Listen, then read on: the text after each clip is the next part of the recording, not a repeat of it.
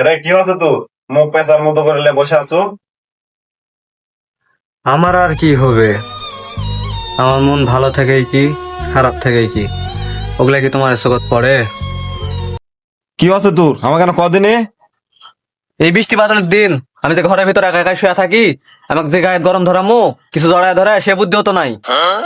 ও, বুঝতে পারছি, তাহলে এই ব্যাপার। থাম, তোর জন্য আমি আজকে একটা ব্যবস্থা করতে। A few moments later. বেটা,